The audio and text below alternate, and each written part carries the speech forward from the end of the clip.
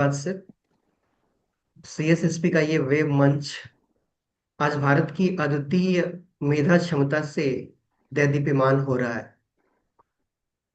वो पीढ़ी जिसको पढ़ के हम बहुत सारे लोग बड़े हुए, आज साक्षात देखने का अवसर मिल रहा है। हमारी पूरी पीढ़ी आज अभिभूत है सर को अपने बीच पाके, प्रोफेसर एस डी मुनि सर को।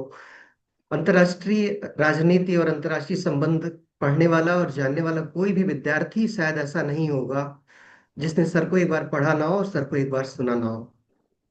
मैं सीएसएसपी के इस वेब मंच पर आपका स्वागत करता हूं सर। अ, हम लोगों के बीच हम लोगों के director doctor A K Verma sir हैं, मैं आपका स्वागत करता हूं।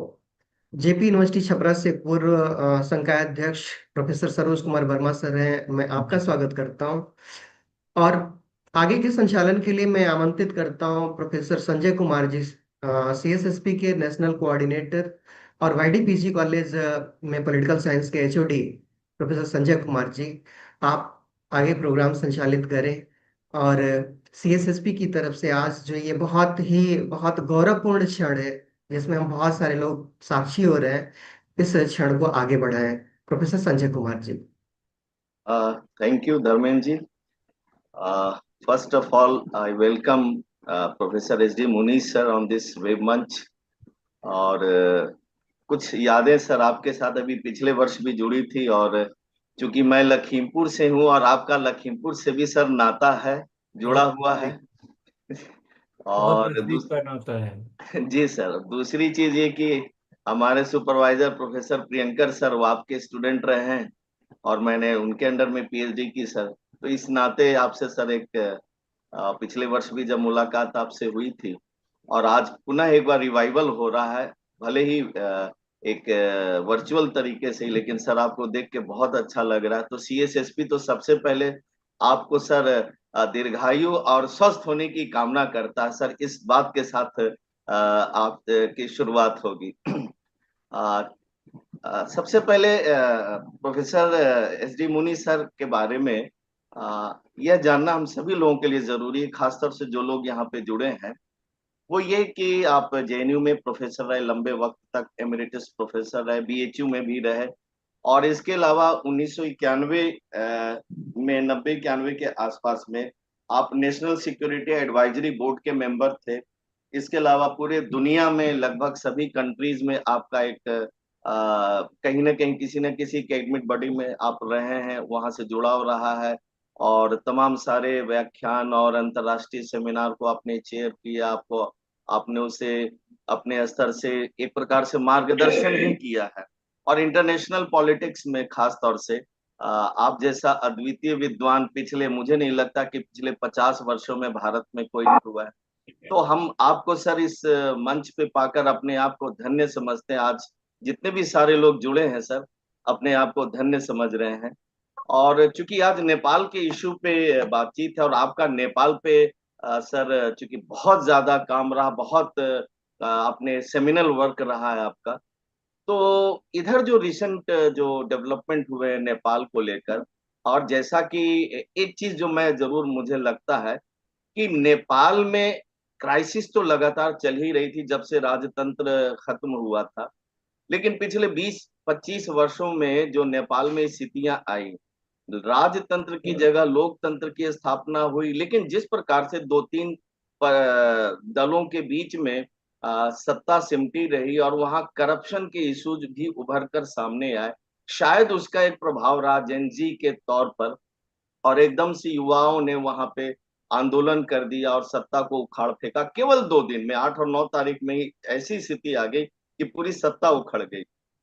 तो क्या this is the end of Nepal crisis और this is some kind of new beginning of Nepal crisis? एक तो मुझे ये लगता है। दूसरी चीज ये कि as far as India is concerned, India is surrounded by failed states, either you may call it Sri Lanka, Pakistan, Bangladesh, Maldives, and even Nepal, Afghanistan. So all the neighboring countries, democratic neighboring countries, are basically failed democracies. So क्या नेपाल को भी इतना जल्दी वो मान लिया जाए कि वह भी एक फेल्ड डेमोक्रेसीज के तौर पर उसको मान लिया जाए, या पुनः वो राजतंत्र की तरफ बढ़ रहा, क्योंकि डिमांड कुछ ऐसी भी आ रही है कि हिंदू राष्ट्र के तौर पर बनाया जाए और राजा को वापस लाया जाए। तो ये तमाम सारे सवाल हैं। और जो एक तीसरा सवाल ये है कि भारत और चाइना के मध्य जो एक नेपाल एक बफर जोन के तौर पर, बफर स्टेट्स के तौर पर जो काम करता रहा है, और कहीं ना कहीं एक कह सकते हैं कि नेपाल एक सेफ्टी वॉल्व के तौर पर काम करता रहा भारत चाइना के संबंध में। लेकिन पिछले 10 वर्षों में नेपाल का झुकाव चाइना के तरफ भी हुआ है। ये तमाम सारे इश्यूज हैं, और इन इश्यूज पे सर हम आपसे बात करेंगे। और लेकिन आपसे बात करने के पहले मैं चाहूंगा कि हमारे director professor A K Verma sir, वो आपको फॉर्मली सर इनवाइट करेंगे। और सर आप 45 मिनट्स पूरी तरीके से सर आप इस इशू पे सर बोलेंगे, और उसके बाद आधे घंटे का हम लोग क्वेश्चन आवर सर सेशन रखेंगे। तो over to professor A K Verma sir. जी thank you. Sanjay ji, thank you very much and welcome to Professor S.D. Muni साहब। मुझे लगता है कि it's our great fortune that he is with us to speak on Nepal today, and we are going to get very important insights on the this business. I also welcome all the eminent people who are who have joined this conversation today. And without much ado and with great respect, I would invite Professor S.D. Muni, because we don't want to waste a single minute on this issue, because he has a limited time and he has to leave at around 12:30. So Sanjay ji would keep this time frame in mind, and so he's not inconvenienced. And I am greatly honored, and we are obliged, CSSP, as you have already told, that to hear Professor S.D. Muni is a great pleasure to all of us. And therefore, I very respectfully invite Professor S.D. Muni Sahab to speak on this subject. Professor Muni. Thank you very much. I'm really grateful to you, because this is my first, what you call, academic engagement in Kanpur. I've been to Banaras, I've been to Lucknow, but Kanpur is the first time. And it's very kind of you that you thought of me when the question of Nepal came. Now, I have two other requests. Would you like, as Dr. Sanjay Kumar said, would you like a question answer type, or you want me to make a presentation? First of all, sir, you take your own time. Just give a 40 or 45 minutes of lecture, and Okay. after that, we would take questions from the participants, and और then you will have to say दूसरा something. ये बताइए कि जी किस sir, भाषा में बोला जाए। मिला वैसे जुला कर आपको सकते हैं सर, हिंदी नहीं, इंग्लिश इंग्लिश। जैसा आपका प्रेफरेंस हो। और I'll मुझे try लगता है and कि कुछ match। बच्चे भी हैं, विद्यार्थी भी हैं, तो मुझे लगता है कि सर हिंदी बेटर रहेगा। तो हिंदी और अंग्रेजी मिला लेते हाँ हैं। हाँ हाँ सर, बिल्कुल बिल्कुल। बहुत बहुत बहुत बहुत शुक्रिया। देखिए, सारे जो नेपाल में घटनाक्रम हुआ है, उसका विस्तार तो आपको पता है, और मैं बड़े बड़े मुद्दों को आपके सामने रख देता हूँ, फिर जैसे आपके सवाल होंगे उसमें जाएंगे। पहली बात तो ये है कि इसको जेन जी अपराइजिंग कहा जाता है।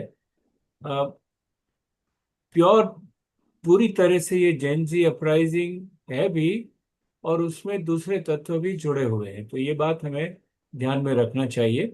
उसमें वहाँ की राजनीतिक दलों के जो सक्रिय कार्यकर्ता हैं वो भी बाद में जुड़ गए थे, जो राजतंत्र के समर्थक लोग हैं वो भी जुड़ गए थे उसमें, और कुछ एंटी सोशल एलिमेंट्स भी अवश्य उसमें जुड़ गए थे। तो ये एक बात ख्याल रखनी चाहिए। लेकिन ये ओरिजिनली और आधारभूत से, फंडामेंटली, ये यंग लोगों का एक आक्रोश और आग्रह था जो हमारे सामने आया। और उससे, जैसे आपने कहा कि 2 दिन में पूरा तहस नहस नेपाल हो गया, सत्ता परिवर्तन हो गया, और भविष्य के लिए बहुत सारे प्रश्न चिन्ह खड़े हो गए हैं हमारे सामने। और दूसरी बात, ये जो अपराइजिंग हुई है, ये नेपाल की पुरानी अपराइजिंग से बिल्कुल अलग है। नेपाल एक अपराइजिंग का मुल्क समझा जा सकता है। 1951 में इसी तरह से यंग लोगों ने, उस वक्त बीपी कोइराला वगैरह लीडर थे, उन्होंने राणा तंत्र को हटाया और राजतंत्र को वापस लाया। लेकिन राजतंत्र को जो वापस लाया गया, संभावना ये थी कि राजतंत्र संवैधानिक राजतंत्र होगा, कॉन्स्टिट्यूशनल मोनार्की होगा। धीरे धीरे आगे बढ़कर ये मोनार्की कॉन्स्टिट्यूशनल न रहकर एसर्टिव हो गई, जो अपने आप में सारी सत्ता को लेना चाहती थी। और उसका नतीजा ये हुआ कि 1960 में राजा महेंद्र ने चुनी हुई सरकार को 18 महीने में हटा दिया। और उसके बाद में संघर्ष शुरू हुआ राजतंत्र में और लोकतंत्र में। और आखिर में 1990 में एक और नया संविधान बना, जिसमें जो पंचायत व्यवस्था राजतंत्र ने बनाई थी अपने मुखौटे के तौर पर, उसको हटाया गया। और ये माना गया कि ये दलीय व्यवस्था होगी और संवैधानिक राजतंत्र ही सिर्फ काम करेगा। फिर भी बात बनी नहीं, और फिर 1996 में 1994 96 में माओवाद का अभ्युदय हुआ। और वो इसीलिए हुआ कि देश की प्रगति नहीं हो रही थी, राजतंत्र निरंकुश नहीं बन सकता था, वो बार बार दखल कर रहा था। और माओवाद को निपटाने के लिए, उसको हम कहते हैं main streaming of the Maoist, वो बात समाप्त हुई 2006 में करीब। 2006 के बाद 2008 में एक जो संविधान सभा बनी थी, उसमें राजतंत्र को पूरी तरह से हटा दिया गया और रिपब्लिकन बना। तो अब पिछले 18 साल में जो हुआ है, उसकी प्रतिक्रिया स्वरूप ये आंदोलन खड़ा हुआ है। लेकिन पिछले किसी भी इस तरह के आंदोलन में इतना विध्वंस नहीं हुआ था, इतनी हिंसा नहीं हुई। माओवादियों के वक्त में हिंसा हुई थी, लेकिन वो सिर्फ माओवादियों और सरकार तक सीमित थी। वो आम जनता में नहीं आई, उससे संसद नहीं जलाई गई, उससे सिंह दरबार नहीं जलाया गया, उससे ये सुप्रीम कोर्ट नहीं जलाया गया, उससे राष्ट्रपति भवन वहाँ का जो है उसे नहीं जलाया गया, उसे प्रधानमंत्री का ऑफिशियल रेजिडेंस था उसको नहीं जलाया गया, ऐसा कुछ नहीं हुआ। और आम प्रॉपर्टी को जलाया गया। हालांकि ऐसा मानते हैं कि जो माओवादियों के वक्त में हिंसा हुई और जितने लोग मरे उसमें से, ऐसा एक नेपाल के एनजीओ का मानना है कि 2/3 के करीब राज्य की तरफ से मारे गए, और 1/3 के करीब माओवादी लोगों ने मारा। लेकिन वो भी एक नृशंस हत्या थी, 17-18 हजार लोग मारे गए, तो बहुत बहुत बड़ी बात थी। लेकिन इस तरह का विबस 2 दिन के अंदर, माओवाद का आंदोलन चला 10 वर्षों तक, और ये 2 दिन में हो गया जो कुछ भी होना था। तो इस तरह से और बेहम हुआ ये, इसको बहुत विध्वंसक अपराइजिंग कहना चाहिए, जिसके नुकसान हुए।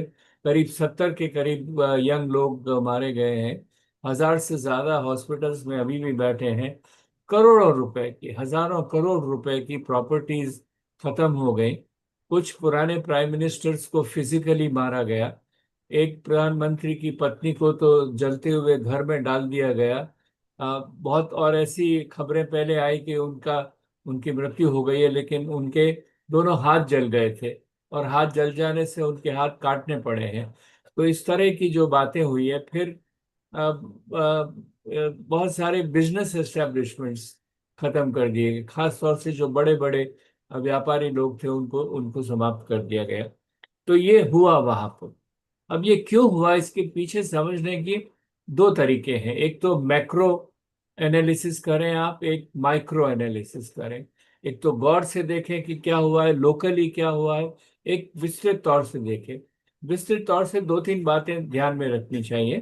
पहली बात तो ये है कि सारे विश्व में there is a rise of the right, और सारे विश्व में इलिबरलिज्म बढ़ रहा है, इलिबरल गवर्नेंस बढ़ रही है, रेस्ट्रेंट्स ऑन पीपल बढ़ रहे हैं, और अजीब सा एक इकोनॉमिक नेशनलिज्म भी बढ़ रहा है।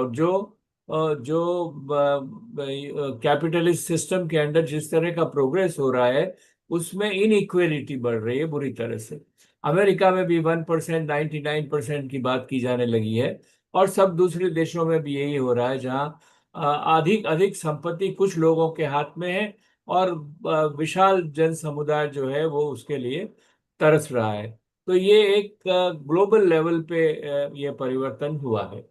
अगर आप दक्षिण एशिया में देखें तो वहाँ भी दो तीन बातें हुई है। वो यही कि एक तो दक्षिण एशिया में डेमोग्राफिक एक्सप्लोजन हुआ है, समझ लीजिए आप। और जो यंग लोगों का बल्ज है वो 35-40%, कभी कभी उससे भी ज्यादा, इतने लोग यंग हैं। और ये ऐसा एक समुदाय है जो कॉन्फिडेंट है, एस्पिरेंट है, और कुछ करना चाहता है, कुछ बनना चाहता है, लेकिन उसके पास साधन नहीं है। दूसरी तरफ जो राज्य हैं, जो आर्थिक व्यवस्थाएं हैं दक्षिण एशिया की, उनमें भी प्रगति हुई है। सभी देशों में 3 से 4, 4 से 5, सारे रीजन को अगर आप लें तो एवरेज औसतन दर पे करीब 5.5 से 6% तक डेवलपमेंट ग्रोथ हो रही है। लेकिन उस ग्रोथ का डिस्ट्रीब्यूशन इक्वल नहीं है। तो this is growth with inequality, growth without equity. उसकी वजह से जो एम्प्लॉयमेंट अपॉर्चुनिटीज यंग लोगों को मिलनी चाहिए वो नहीं मिल रही है। तो हुआ ये है इन समाजों में कि एक तरफ तो एस्पिरेशंस, महत्वाकांक्षाएं बढ़ी हुई है यंग लोगों की, दूसरी तरफ विकास हो रहा है लेकिन विकास का फल उन तक नहीं पहुंच रहा है। तो जो गैप है इकोनॉमिक डेवलपमेंट और ग्रोथ में, और जो गैप है एस्पिरेशंस में, वो बढ़ रहा है दोनों तरफ। और उसकी वजह से बहुत ज्यादा असंतुष्ट है। और अक्सर जो राज्य हैं दक्षिण एशिया के, इससे निपटने के लिए कहीं ना कहीं वो अपने ऑटोक्रेटिक मींस को इस्तेमाल करते हैं, मीडिया पे कंट्रोल करते हैं, उनको फैसिलिटेट करते हैं, करप्शन करके अपने आप को शक्ति में, ताकत में रखने की बात करते हैं। तो ये बातें होने से एक तरह से आंतरिक कलह है, कहीं पे फूटता है बहुत जोर से, कहीं नहीं फूटता है, कहीं छुटपुट होके फूटता है। भारत में भी किसानों का आंदोलन है, कहीं कुछ है, ये सब बातें होती है, और दूसरे देशों में भी सब जगह हुई है। और तीसरी बात दक्षिण एशिया के लिए ये भी जरूरी है कि दक्षिण एशिया एक एक वैश्विक और क्षेत्रीय जियोपॉलिटिकल प्रतिस्पर्धा में जकड़ गया है। दो तरह की प्रतिस्पर्धाएं दक्षिण एशिया में आपको देखने को मिलेगी। एक तरफ तो अमेरिका और चीन के बीच में, जहां सारे विश्व में कौन सबसे बड़ा होगा वो बात चल रही है, और दूसरी तरफ भारत और चीन में। अब चीन दक्षिण एशिया में आना चाहता है और उसके बहुत अच्छे कारण हैं। आपके सवाल होंगे तो मैं बताऊंगा कि क्यों आज का चीन पिछली शताब्दी के चीन से अलग है।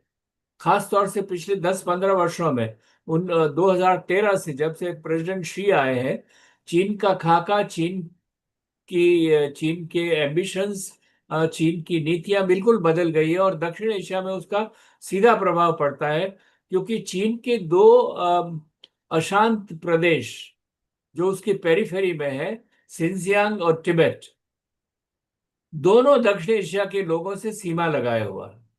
और अगर इन प्रदेशों को चीन शांत करना चाहता है तो उसको दक्षिण एशिया में रहना पड़ेगा। और जैसा मैंने कहा कि दक्षिण एशिया विश्व का सबसे ज्यादा जल्दी विकसित होने वाला, ग्रोथ वाला क्षेत्र है, और सबसे ज्यादा पॉपुलेशन का पोटेंशियल है। तो दुनिया में कोई भी ऐसा क्षेत्र नहीं है जो दक्षिण एशिया से अपने संबंध नहीं रखना चाहता। इसीलिए आप देख रहे हैं कि यूरोप भी, वेस्ट एशिया भी, साउथ ईस्ट एशिया भी, अमेरिका भी, सब के सब कहीं ना कहीं दक्षिण एशिया से जुड़े रहना चाहते हैं। तो उसमें चीन अलग नहीं रह सकता है, वो भी अपना हित आगे बढ़ाने के लिए दक्षिण एशिया से जुड़ेगा। तो ये दोनों प्रतिस्पर्धाएं हैं। उसमें जो छोटे मुल्क हैं दक्षिण एशिया के, जैसा डॉक्टर संजय कुमार ने कहा कि जो भारत के पड़ोसी देश हैं, वो इस असमंजस में है कि ये संतुलन कैसे बनाया जाए। और सही बात यह है कि जहां से उनको अधिक प्रलोभन मिलेगा उधर वो झुकेंगे। और यही वजह है कि सब के सब चीन की तरफ देख रहे हैं, प्रॉपर्टी के लिए, ये इन्वेस्टमेंट्स के लिए, ट्रेड के लिए, और कहीं ना कहीं क्योंकि उनको लगता है कि चीन उभर कर आया है सामने। उसका एक उदाहरण सीधा है कि BRI, belt and road initiative जो चीन का है, वो सभी हमारे पड़ोसियों ने मान लिया है एक्सेप्ट भूटान और भारत के। और भारत के ओपोजिशन के बावजूद वो उसमें सब के सब लगे हुए हैं और वहां से इन्वेस्टमेंट ले रहे हैं। एक सीधा सिंपल एग्जांपल है। तो ये एक क्षेत्रीय माहौल है और उसी क्षेत्रीय माहौल में नेपाल में भी करप्शन बढ़ा भयंकर रूप से, मेल गवर्नेंस बढ़ी, वहां पर डिसेंट को कंट्रोल करने की कोशिश की गई। जो पार्टी लीडर्स थे वो सत्ता छोड़ना ही नहीं चाहते, और अजीब सा तुक है कि आइडियोलॉजीज को उन्होंने ठंडे बस्ते में रख दिया है, और सभी तरह के अलायंस करके सत्ता में आना चाहते हैं। माओवादी कांग्रेस के साथ मिलने में कोई झिझक नहीं है। माओवादियों को कम्युनिस्ट पार्टी, दूसरी कम्युनिस्ट पार्टी से मिलने में कोई झिझक नहीं है, और दूसरी कम्युनिस्ट पार्टीज को भी डेमोक्रेटिक नेपाली कांग्रेस से मिलने में कोई झिझक नहीं है। और खास तौर से जो तीन लीडर हैं, प्रचंड जो माओवादी हैं, ओली जो कम्युनिस्ट यूनाइटेड मार्क्सिस्ट लेनिनिस्ट को रिप्रेजेंट करते हैं, और देवबा जो नेपाली कांग्रेस के लीडर हैं, तीनों आपस में अलायंस कर करके पिछले 8-10 साल से सत्ता में बने हुए हैं। यहां तक कि विद इन द पार्टीज भी अनडेमोक्रेटिक प्रोसेस चलता है, और कोई उन चैलेंज करने वाले सभी पार्टियों में है। कोई नेता ऐसा नहीं है जिसको चैलेंज नहीं किया जा रहा, लेकिन चैलेंज हो नहीं रहा है। वो मैनिपुलेशन से, पावर से, करप्शन से, पेट्रोनेज से कहीं ना कहीं पर वो इस तरह की बात कर रहे हैं। और इसके ऊपर नेपाल ने मीडिया बैन लगा दिया, और मीडिया बैन लगाने के लिए उनका ये कारण ये था कि जो वेस्टर्न मीडिया है वो रजिस्टर्ड नहीं है।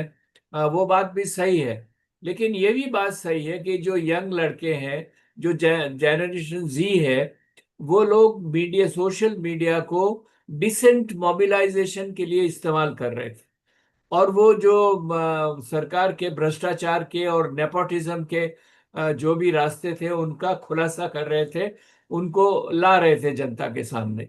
तो सोशल मीडिया को रोकने की वजह एक ये भी थे कि इस तरह की जो आलोचना सरकार की हो रही थी उसको बंद किया जाए। तो ये उसके बड़े लोकल कारण है। कुल मिलाकर ये बात उसमें हुई है। तो जब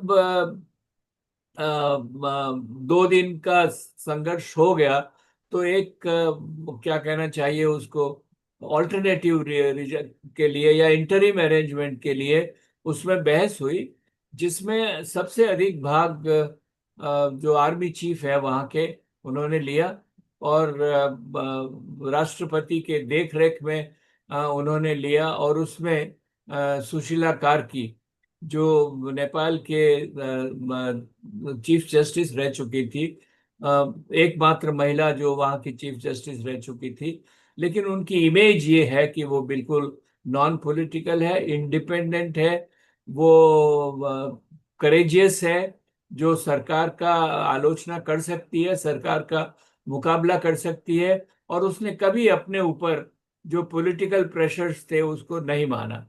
तो इस वजह से सरकार, जो उस वक्त की सरकार थी, उसने उनके खिलाफ नो कॉन्फिडेंस इम्पीचमेंट मोशन भी लाने की कोशिश की, लेकिन वो चला नहीं वहां पर। तो किसी तरह से उनकी छवि एक ऐसी है कि वो भरोसे लायक है, डिपेंडेबल है, और इसी वजह से उनको इसके लिए चुना गया। हालांकि जो जेन जी आंदोलनकारी लड़के थे, अब वो चाहते थे कुछ और नाम जो उन्होंने लिए, वहां पर बालन शाह का है और दूसरे लोगों का है, वो चाहते थे, लेकिन जो आम कंसेंसस हुआ वो सुशीला जी के पक्ष में हुआ। जो जैन जी है उसको भी थोड़ा समझना चाहिए। जैन जी एक कोई बहुत संगठित दल नहीं है। Jain ji is a मोटले group, अलग अलग से ग्रुप है, highly emotional, highly passionate, no fixed ideas about it, only some objectives, this is what we have to do। कैसे उनको करना है नहीं है उनके साथ में, और उनका प्रोग्राम बेसिकली पीसफुल और डेमोक्रेटिक है। लेकिन एक बात सही है, वो राजतंत्र को वापस नहीं लाने देना चाहते हैं, पहली बात, और वो जो रिपब्लिकन सिस्टम है उसी के साथ बैठ के काम करना चाहते हैं। ये दो बातें बिल्कुल स्पष्ट है जो हमें साथ में रखनी चाहिए। तो जो विक्रांति हुई है इस अपराइजिंग में, वो विक्रांति उन लोगों से हुई है जो जैन जी के उद्देश्यों को चुनौती देना चाहते थे। और जैन जी के उद्देश्यों में ये है कि आप करप्शन हटाइए, ऐसे नेताओं को हटाइए वहां पर, और आम लोगों के लिए एम्प्लॉयमेंट अपॉर्चुनिटीज वगैरह पैदा कीजिए, क्योंकि कुछ आंकड़ों के अनुसार जो करीब 22% के करीब 20-22% के करीब यंगस्टर्स जाते हैं रोजाना। 1500 यंग लोग बाहर जा रहे हैं अपना काम ढूंढने के लिए, और वो वहां से जो रेमिटेंसेस भेजते हैं वो account for 1/3 of Nepals GDP, 33% of the GDP. इस वजह से सरकार के अपने स्टेक्स भी हैं उसमें, और वो स्टेक्स ये है कि भाई बाहर जाते हैं, आप पैसा भेजते हैं, हमारी इकोनॉमी चलती है, उसका उसको मदद मिलती है, तो चलने दो ये काम। तो ये भी इस तरह से हुआ है, और ज्यादा से ज्यादा उस तरफ से नेग्लेक्ट हुआ है। तो ये जेनजी में जो लीडरशिप है वो एक फिक्स लीडरशिप नहीं है, और इस तरह के ग्रुप्स हैं वहां पर जो हमें ख्याल में रखना चाहिए। कुछ लोग मैं आगे बताऊंगा आपको कि और तरह से भी जुड़े हुए हैं, लेकिन उसके साथ ही साथ एंटी सोशल एलिमेंट्स भी उसमें घुस गए, और रॉयलिस्ट एलिमेंट जो जनतंत्र को वापस लाना चाहते हैं। जैसे मैंने आपसे कहा कि जनतंत्र 2008 में आ गया, सॉरी, राजतंत्र को वापस लाना चाहते हैं। राजतंत्र 2008 में हटा दिया गया, और जब राजतंत्र को हटाया गया तो ऑब्वियसली राजा प्रसन्न नहीं थे, और पिछले कुछ वक्त से राजतंत्र के जो हिमायती है वो राजतंत्र को पुनः लाना चाहते हैं, और उन्होंने काफी डिमॉन्स्ट्रेशंस वगैरह किए, अपनी शक्ति का प्रदर्शन भी किया है। और कई लोग ये कहने लगे भाई राजा को ले आइए, हम तंग आ गए जो जनतंत्र वहां पे आ गया है। लेकिन एक दो बातें यहाँ ध्यान में रखनी चाहिए। पहली बात, तो अगर राजतंत्र देश का भला कर पाता तो 250 साल में तो नहीं किया उन्होंने, और अगर राजतंत्र देश का भला कर पाता तो माओवादी आंदोलन भी खड़ा नहीं होता। तो इसीलिए, और अगर राजतंत्र वाले लोग नेपाल में अधिक हैं, तो राजतंत्र का समर्थन करने वाला एक दल है जिसको राष्ट्रीय प्रजातंत्र पार्टी कहते हैं, तो वो क्यों नहीं मेजोरिटी में आती है, या उसके ज्यादा नंबर भी क्यों नहीं आते हैं। उनका जो वोट परसेंटेज है नेपाल में 2008 के बाद में राजतंत्र का 3 से 4% से ज्यादा नहीं है, और 8-10 सीटें उनकी पार्लियामेंट में हैं। तो ये सारे दकियानूसी आर्ग्यूमेंट्स जो दिए जाते हैं कि राजतंत्र के आने से सभी समस्याएं हल हो जाएगी, वो उचित नहीं है। उसको अगर आप उसका आंकलन करें तो वो उचित नहीं है, लेकिन ये हमें ध्यान में रखना चाहिए। तो अब क्या होगा, what is the next agenda? I think जो इंटरिम गवर्नमेंट बनी है उसने अपने सामने 3 उद्देश्य रखे हुए हैं। सबसे पहला, 6 महीने में संसद का इलेक्शन कराना है, और दूसरा, जो करप्ट लोग हैं उनको बुक पे लाना है, उनको जस्टिस पे लाना है। जो करप्ट नेता थे सारे के सारे, या और जो भी करप्ट लोग, करप्शन जहां भी है उसको रोकना है और उनको सजा देनी है। और उसके साथ ही साथ जो 2 दिनों में रिप्रेशन, जो 2 दिनों में विध्वंस हुआ है, उसके लोग जो जिम्मेदार हैं उनको भी बुक पे लाना है, उनको भी सजा देनी चाहिए। तो 3 एक मायने में छोटे छोटे उद्देश्य हैं, एक मायने में बहुत बड़े उद्देश्य हैं जो उन्होंने अपने सामने रखे हैं। और उसके लिए टाइम उन्होंने कहा है सिर्फ 6 महीने लगेंगे। और 6 महीने में जो प्रधानमंत्री बनी है उनका जो पहला वक्तव्य था, उन्होंने कहा कि मैं 6 महीने से एक दिन भी ज्यादा यहाँ नहीं रहूंगा।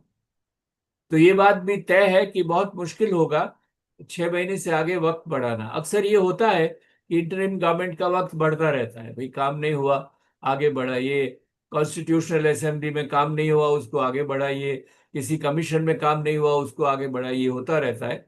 लेकिन ये थोड़ा मुश्किल होगा इस वक्त में इंटरिम अरेंजमेंट को आगे बढ़ाना, जब तक कि वो जिसको चुना गया है वो उसके लिए राजी नहीं हो। उसके साथ ही साथ ये सरकार ने अपना एजेंडा बताया नहीं है, लेकिन उसके साथ सबसे बड़ी बात यह है कि जो विध्वंस हुआ है उसमें सेंट्रल सेक्रेटरी जल गया, सुप्रीम कोर्ट जल गया, प्रेसिडेंट्स ऑफिस जल गया। जला ही नहीं, उसके साथ सारी फाइलें, जो सरकारी रिकॉर्ड्स हैं, डेटा हैं, सब के सब हीप्स में खत्म हो गए। इस सब का रिकंस्ट्रक्शन करना, उसके बिना व्यवस्था कैसे चलेगी?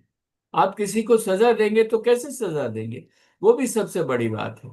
तो चुनौतियां भी हैं इस सरकार के सामने, बहुत बड़ी चुनौतियां हैं। और मैं समझता हूँ दो सबसे बड़ी चुनौतियां हैं। देखिए, एक तो कॉन्स्टिट्यूशन को मेरे ख्याल से एबेंस में रखा गया बिना कहे हुए।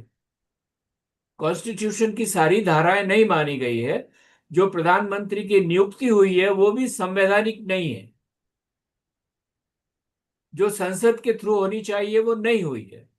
लेकिन और कोई इसका इसका विकल्प नहीं था।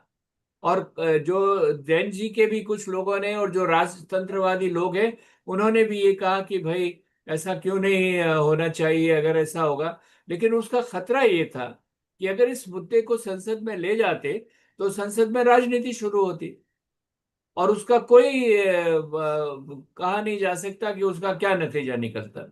यही पार्टी वाले लोग सब के सब तीनों तीनों बड़े दल इकट्ठे हो जाते और कहते हमारा नुमाइंदा होना चाहिए इंटरिम गवर्नमेंट में। ऐसी संभावनाएं भी थी। और प्रधानमंत्री जिनको नियुक्त किया गया उन्होंने कहा कि मैं इस पार्लियामेंट के साथ नहीं काम कर सकूंगी, इसको नहीं चला सकूंगी, जो हमको परिवर्तन लाना है वो भी नहीं होगा। तो इसीलिए पार्लियामेंट को तो डिसॉल्व किया गया, लेकिन कॉन्स्टिट्यूशन को रखा गया है। लेकिन रखने के बावजूद भी जो कॉन्स्टिट्यूशन पे अमल हो रहा है वो डेविएशन से हो रहा है। उसमें पूरा अक्षरश वैसा अमल उसके ऊपर नहीं हो रहा है। तो ऐसी संभावना है कि जो लोग सरकार के निर्णयों को नहीं चाहेंगे वो संविधान का आरक्षण लेकर सुप्रीम कोर्ट में मुद्दे उठाएंगे और सरकार को काम करने से रोकेंगे। तो पहला सबसे बड़ा खतरा तो ये है। और इसके बहुत सारे संकेत बहुत जगह से आ चुके हैं नेपाल में। और दूसरी सबसे बड़ी प्रॉब्लम ये है कि वहां की जो एस्टेब्लिश्ड पॉलिटिकल पार्टीज हैं जिनसे सत्ता छिन गई है और उनको डर है कि लोग अब हमें नहीं लाएंगे, वो पार्टियां भी ये चाहेंगी कि कहीं न कहीं सुशीला कार्की असफल हो, जो इंटरिम गवर्नमेंट है वो सफल नहीं है। और तीसरा सबसे बड़ा, जो राजतंत्र को वापस लाने वाले लोग हैं उनसे भी बातचीत हुई थी इंटरिम गवर्नमेंट बनाने के लिए, तो वो भी उसमें से बाहर जाएंगे। और वो एक सबसे बड़ा खतरा है जो आएगा। तो ये अभी वहां की परिकल्पना है और ये इसका भविष्य है। एक बात 2-3 मिनट में मैं और कह देता हूँ, वक्त होने वाला है आपका। और वो ये है कि अभी है सर, अभी है, टाइम है सर, बिल्कुल हाँ, आराम से तो दे सकते हैं। नहीं, जी सर। जितना जी जितना आप लोग पूछेंगे वो ज्यादा अच्छा है। जी जी सर। मैं तो नेपाल पे बोलता ही रहूंगा, उससे क्या हो। जी तो ये आखिर में एक बड़ा पॉइंट है कि लोग दो तरह के सवाल उठा रहे हैं। जो इंटरिम अरेंजमेंट बना है और इसके बाद की जो स्थिति है उसमें दो तरह के प्रश्न उठा रहे हैं भविष्य को देखते हुए।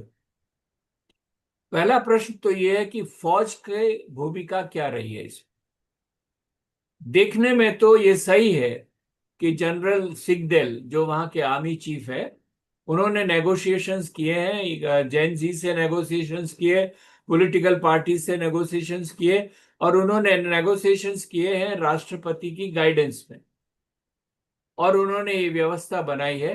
तो एक पॉजिटिव रोल है।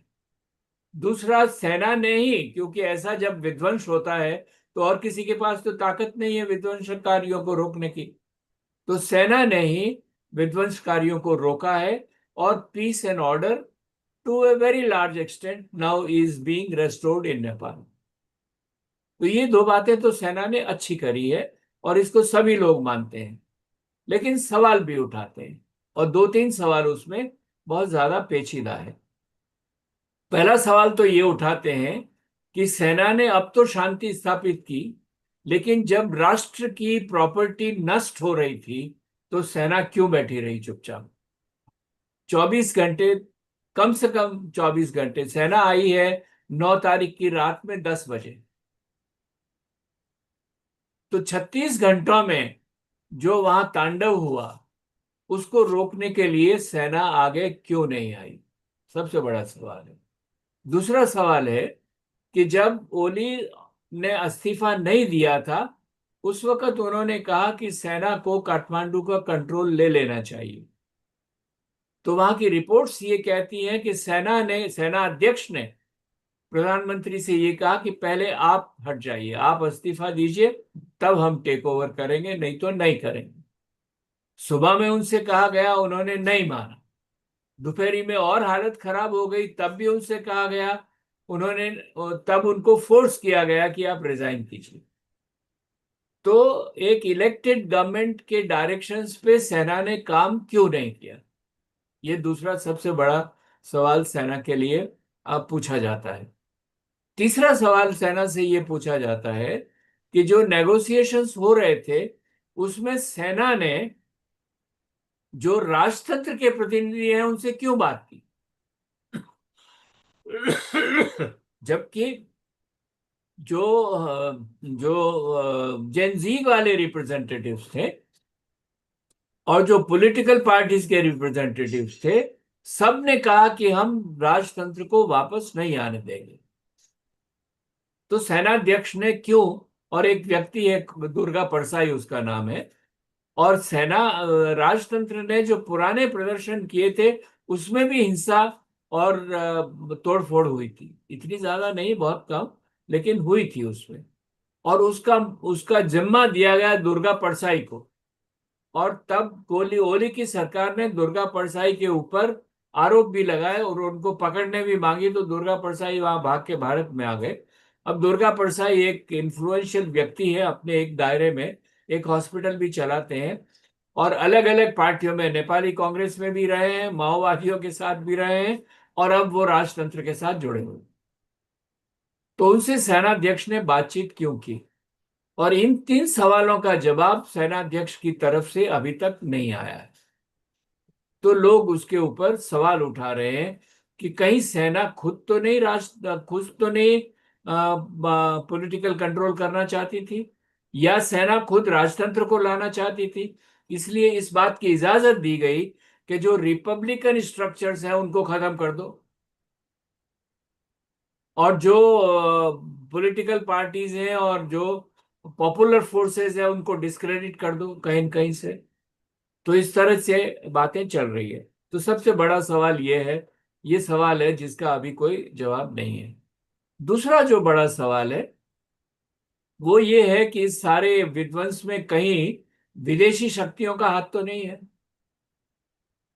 और उसमें दो पे उंगली उठाई जा रही है, एक भारत पे और एक अमेरिका पे। और चीन पे नहीं उठाई जा रही है क्योंकि चीन की समर्थन वाली सरकार को तो हटाया गया। और अगर आप इसको कंपेयर करें बांग्लादेश से और श्रीलंका से, तो तीनों परिवर्तन जहां हुए हैं वहां की सरकारों को चीन समर्थक माना जाता था। श्रीलंका में राजपक्षे को हटाया गया, बांग्लादेश में हसीना को अमेरिकन बिल्कुल नहीं चाहते थे, उन्होंने हटाया। तो इसीलिए अमेरिका का नाम सबसे पहले उसमें आता है। और पहले अमेरिका की बात करें, फिर मैं भारत पे आता हूँ। अमेरिका का नाम उसमें सबसे पहले आता है, और उस वजह से जो जेन जी के ग्रुप्स हैं उनको भी माइक्रोस्कोप लगा के देखा जा रहा है। और उसमें एक सबसे बड़ा ऑर्गेनाइज्ड ग्रुप जो है वो अपने आप को हामी नेपाल कहता है, वी आर नेपाल। और उसका एक लीडर जो है वो, जो कहता है अपने आप को मैं लीडर हूं, अब कई लोग उसको चुनौती दे रहे हैं, वो है सुदान गुरुंग। और सुदान गुरुंग पिछले 2015 से जब नेपाल में भूकंप आया था तब से वो समाज सेवा में सक्रिय है। और उसने कोविड के वक्त में भी और अर्थक्वेक के वक्त में भी जनता की बहुत मदद की, और उसके लिए उसने पैसे इकट्ठे किए। तो लोग देखते हैं कि जो जो हामी नेपाल के फंडिंग सोर्सेज हैं उसमें अमेरिका के बहुत सारे वेस्टेड इंटरेस्ट शामिल है। उसमें कोका कोला है, उसमें मॉलबरी होटल्स है, उसमें वाइबर है, उसमें गोल्ड स्टार है, ऐसे करके बहुत सारे ऑर्गेनाइजेशंस। और उसके अलावा इंडिविजुअल्स ने व्यक्तिगत रूप से जिन्होंने सुदान गुरुंग को मदद की है, उसमें भी कुछ ऐसे लोग हैं जो कंट्रोवर्शियल हैं, इंक्लूडिंग आर्म्स ट्रेडर्स जो इलीगल आर्म्स की ट्रेडिंग करते हैं नेपाल में। तो इसीलिए लोग सवाल उठा रहे हैं कि इसके पीछे अमेरिकन धन आया हुआ है, तो अमेरिका का हाथ भी नहीं है। और ये सवाल इसलिए उठ रहा है कि मैं आपको दो बातें, आपका एकेडमिक सेंटर है इसलिए वो सामने रखना चाहता हूँ। पहली बात तो ये कि अगर आप अमेरिका की रणनीति का अध्ययन करें शुरू से 1950 से, तो हमेशा से उन्होंने कहा कि कम्युनिस्ट लोगों को हटाना है, कोल्ड वॉर को लेकर उन्होंने। और दक्षिण एशिया के लिए ये कहा है कि हमें ऐसी सरकारें नहीं चाहिए, we have to fight against them. तो अब दूसरा उन्होंने ये भी कहा है कि हम डेमोक्रेसी को सपोर्ट करेंगे और उसके लिए उसको स्ट्रेंथन करेंगे जहां कहीं भी पॉसिबल होगा। ये कहने के अलावा परिवर्तन हुए हैं उसमें, लेकिन सीआईए का जो रोल है वो दुनिया भर में कई जगह आज की तारीख तक ऐसा माना जाता है। और ये अमेरिकन सोर्सेज है, मैं अपनी बात नहीं कह रहा हूं उसमें। अमेरिकन सोर्सेज ये कहते हैं कि करीब 81 regime changes have been brought about by the role of the CIA since 1950-51, जब से कोल्ड वॉर शुरू हुआ। और उसकी बहुत सारी उदाहरणें अमेरिका में भी है। अमेरिका के स्पष्ट रूप से, मैंने एक आर्टिकल लिखा था, डिप्लोमेट एक जर्नल आता है ऑनलाइन, उसमें लिखा था US and the democracy question in South Asia. और मैं कई जगह बोला भी हूँ regime change in South Asia and the role of US. तो उसमें मैंने कुछ डॉक्यूमेंट्स देखे और उसमें कांग्रेस में सीआईए की गतिविधियों पे बहुत नाराजगी प्रकट की गई, यूएस कांग्रेस में। और यूएस कांग्रेस ने एक कमेटी स्थापित की जिसे चर्च कमेटी कहते हैं, कि आप सीआईए की गतिविधियों में जाइए और पता लगाइए। और उन्होंने अपनी रिपोर्ट में ये कहा है कि सीआईए अलग अलग ढंग से हथकंडे करती है, सीधा भी मारती है, लोगों को खत्म करती है, लेकिन लोगों में सरकारों के खिलाफ, जिन सरकारों को हटाना हो उनके खिलाफ जन आक्रोश को भी बढ़ावा देती है, फंड करती है, जर्नलिस्ट के थ्रू जाती है, एकेडमिक्स के थ्रू जाती है, पब्लिशर्स के थ्रू जाती है, पॉलिटिकल पार्टीज के थ्रू जाती है, सबके थ्रू जाके उसका जितना मोबिलाइजेशन है वो करती है। ऐसा लिखा हुआ है रिपोर्ट में, साफ साफ लिखा हुआ है। एक और दूसरी अमेरिकन संस्था है जिसे एनईडी कहते हैं, नेशनल एंडाउमेंट फॉर डेमोक्रेसी। और उसका भी काम यही है कि जो डेमोक्रेटिक संस्थाएं हैं वो राइट्स के खिलाफ, डिसेंट को रोकने के खिलाफ, इन सब को समर्थन देती है।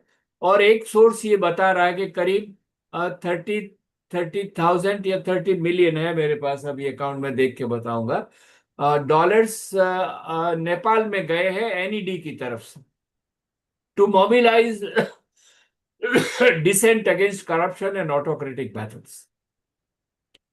तो इन सब को देख के लगता है कि कहीं न कहीं धुंधलापन है जहां तक अमेरिकन रोल का सवाल है। ये प्रश्न इन्वेस्टिगेट करने का है, लेकिन नेपाल के जन समुदाय में, नेपाल के सोशल मीडिया में और नेपाल के राजनीतिक सर्कल्स में ये सवाल उठ के सामने आया हुआ है कि अमेरिका का क्या रोल है। वो क्यों कहते हैं ऐसा? क्योंकि श्रीलंका में और बांग्लादेश में अमेरिकन रोल बिल्कुल स्पष्ट सामने आ गया था, तो इसलिए वो कहते हैं कहाँ यहाँ पर भी एक रोल हो कि नहीं। अब भारत का भी नाम लिया जा रहा है, और उसकी सबसे बड़ी वजह यह है कि भारत में जो हमारी राजनीतिक व्यवस्था है अभी पीछे, उसका पूरा समर्थन आरएसएस को है। और आरएसएस नेपाल में हिंदू राज्य और मोनार्की के पक्ष में है। और यही नहीं, आरएसएस के ऑफिसेज हैं नेपाल में, और आरएसएस बहुत एक्टिव रहा हुआ है। और जब राम मंदिर वगैरह बने थे तो मैंने देखा, मैंने ट्रेवल किया है खुद भी, लेकिन समाचार पत्रों से भी ये सामने आता है कि सारे तराई में भगवा झंडे लगाए गए, राम मंदिर की तारीफ की गई, जो भी है। तो राजनीतिक प्रभाव से वो लोग वहां शामिल है, और ओपनली, पब्लिकली वो राजतंत्र को वापस लाने की बात करते हैं। लोग यहाँ तक कहते हैं कि जो राजतंत्र है नेपाल का, उसके और ये साफ सही बात है, उनके वैवाहिक संबंध हैं कई सारे भारतीय राजघरानों के साथ में, और खास तौर से ग्वालियर राजघराने के साथ में। और ग्वालियर राजघराना हमेशा से बीजेपी के साथ रहा है, माधवराव सिंधिया के अलावा। तो ये मानते हैं कि राजनीतिक दृष्टिकोण से भी दोनों में कहीं न कहीं तालमेल है। और जो नेपाल का राजघराना होता है, राजशाही है, वो गोरखनाथ को अपना एक इष्ट मानती है, और हर बार वो गोरखनाथ की यात्रा करते हैं। और गोरखनाथ पीठ के जो सदर है, जो इस वक्त योगी यूपी के चीफ मिनिस्टर है, उनकी भी सहानुभूति और समर्थन नेपाल के राजतंत्र को रहा है। यही वजह है कि बहुत सारे लोग वहां पर ये संदेह की उंगली उठा रहे हैं कि इसमें आरएसएस का भी सहयोग हो सकता है राजतंत्र को वापस लाने की नियत से। बात सही है कि नहीं है, इसका कोई हमारे पास प्रमाण नहीं है, लेकिन मैं ये बात स्पष्ट करना चाहता हूं कि भारत की सरकार ने अभी ऐसा कुछ नहीं किया है जिससे ये लगे कि वो आरएसएस की इस लाइन को नेपाल में सपोर्ट करती। जब सारा आंदोलन हुआ वहां पर, तो भारत की सरकार ने कोई राजनीतिक बयान नहीं दिया, और बहुत संयत ढंग से ये कहा कि वहां पर शांति होनी चाहिए, आपस में बातचीत से कोई इसका निष्कर्ष निकाला जाना चाहिए। और जैसे ही वहां पर इंटरिम सरकार बनी, तो विदेश मंत्रालय ने भी और प्रधानमंत्री मोदी ने भी उनको बधाई दी, सुशीला जी को बधाई दी। और 2 दिन पहले उन्होंने कल कल में शायद उन्होंने सुशीला जी से फोन करके भी ये कहा कि आपकी सभी जरूरतों के लिए हम आपके साथ खड़े हैं, और आपका जो प्रयास है डेमोक्रेसी को रीएस्टैब्लिश करने का, उसके लिए हम आपके साथ खड़े हैं। तो इसीलिए ये जो दोनों पहलू हैं अमेरिका और भारत के, ये थोड़े पेचीदा हैं, इनको बहुत समझने की जरूरत है, और दौड़ भाग कर उस पर निष्कर्ष निकालने की आवश्यकता नहीं है। लेकिन जो तथ्य है वो हमें अपने सामने रखने चाहिए। तो इस ढंग से जो नेपाल में परिवर्तन हुआ है, उसमें सभी बातें, आंतरिक कलह भी मालूम है, आंतरिक अस्थिरता भी उसमें शामिल है, और कहीं न कहीं विदेशी प्रभाव को भी आप देख सकते हैं, उसकी छाया पड़ी है कहीं न कहीं, ऐसा माना जा सकता है। लेकिन अब आज की स्थिति में चीन ने और भारत ने और अमेरिका ने, तीनों ने, वहाँ की जो 3 बड़ी शक्तियां हैं नेपाल के दृष्टिकोण से, उन्होंने नेपाल की सरकार का समर्थन किया है। और उम्मीद करते हैं कि आने वाले दिनों में जब नेपाल को रिकंस्ट्रक्शन की मदद की जरूरत होगी, डेमोक्रेसी को स्ट्रेंथन करने की जरूरत होगी, तो ये पड़ोसी देश या इंटरनेशनल कम्युनिटी के जो लोग हैं वो उनको मदद करेंगे। लेकिन आने वाले वक्त में श्रीलंका के लिए भारत ने $4 बिलियन दिए उनकी इकोनॉमी को संभालने के लिए। और हो सकता है कि नेपाल में जिस ढंग से रिकंस्ट्रक्शन का खर्चा आएगा, उसमें नेपाल ये अपेक्षा करेगा कि भारत भी उनको कहीं न कहीं किसी न किसी तरह से ठोस मदद दे, और भारत उसका समर्थन करे। तो मैं यही इसको समाप्त करता हूँ। ये सभी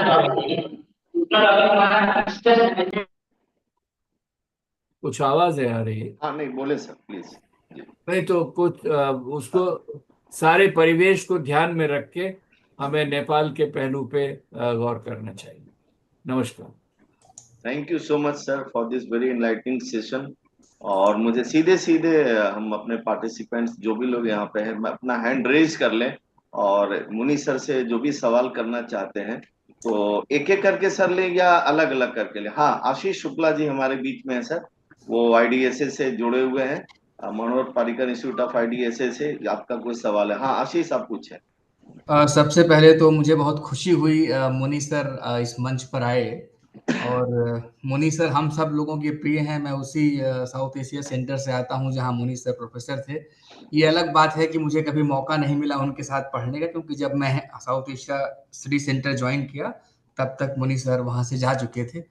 सर ज़्यादा तो मैं नहीं कहना चाहूँगा, लेकिन जो मैंने इधर भी जो 2-3 देशों में जो स्थितियां उत्पन्न हुई हैं, श्रीलंका, बांग्लादेश और नेपाल को अगर मैं देखूं, तो मुझे यही लगता है कि जो इंटरनल फ्रस्ट्रेशन रहा है यूथ का खास तौर पे, और जो डिसेंट रहा है सोसाइटी में, करप्शन और बाकी इश्यूज को लेकर के, यूथ का खास तौर पर अनएम्प्लॉयमेंट भी एक बड़ा इशू रहा है। इसके साथ साथ एक और चीज रही है जो है कि जो गवर्नेंस का स्टाइल रहा है लोगों का, जो लोग सिस्टम में रहते हैं, डोमिनेट करते हैं, उनका स्टाइल रहा है, इस स्टाइल के खिलाफ ये आवाज जो है अंदर से ही आती है। हम ऑफ कोर्स इसमें ढूंढ सकते हैं बहुत सारी शक्तियों की कि क्या उन्होंने कुछ पीछे से काम किया या नहीं किया, लेकिन जो प्राइमरी रीजन मुझे लगता है वो मुझे लगता है कि इंटरनल ही है। हाँ, जब जब एक बार कोई मूवमेंट शुरू हो जाता है तो ऑफ कोर्स वो हमेशा पेनिट्रेट कर दिया जाता है। ये गांधी का समय तो नहीं है कि गांधी जी जब मूवमेंट चलाते थे तो वो उनका इशू ये था कि कोई इन्फिल्ट्रेशन नहीं चल पाएगा। जब इन्फिल्ट्रेशन होता था तो वो मूवमेंट बंद कर देते थे। तो उस तरह का ऑर्गेनाइज मूवमेंट नहीं होता है, ये स्पोरेडिक मूवमेंट होता है, जिसको बाद में जो फोर्सेस जो डिसएडवांटेजेस पोजीशन में रहती हैं उस सोसाइटी में या पॉलिटी में, वो डेफिनेटली उसको कोशिश करती हैं कि उसको एक्सप्लॉइट करें। तो इस कॉन्टेक्स्ट में मैं आपसे जानना चाहूंगा कि क्या हमें जो फॉरेन हैंड है उसको बहुत ज्यादा वरीयता देनी चाहिए, क्योंकि कभी कभी मुझे मेरे दिमाग में ये बात भी आती है कि अगर हम इस फॉरेन हैंड वाली थियोरी को बहुत ज्यादा इंपॉर्टेंस दें, बहुत ज्यादा वेट दें, तो जैसे कि हम सभी लोग मानते हैं या जानते हैं कि साउथ एशिया जो है भारत का स्ट्रेटेजिक बैकयार्ड है, या हम कब कहें कि स्फीयर ऑफ इन्फ्लुएंस हमारा है वहां पे, तो क्या हम सोते रहते हैं? अगर हम फॉरेन हैंड को बहुत ज्यादा वरीयता देते हैं तो क्या हम सोते रहते हैं, या हम इन गवर्नमेंट्स को जिनको जो हमें लगता है कि इनकी स्टेबिलिटी हमारे लिए इंपॉर्टेंट है, तो क्या हम इन गवर्नमेंट्स को इन्फॉर्म नहीं करते समय से?